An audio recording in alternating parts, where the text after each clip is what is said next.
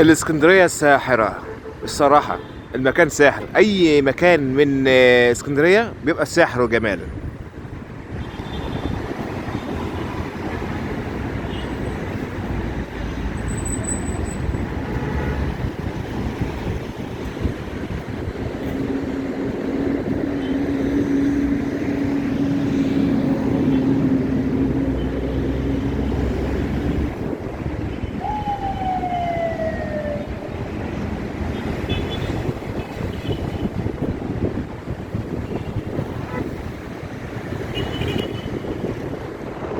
بصراحة اسكندرية الساحرة.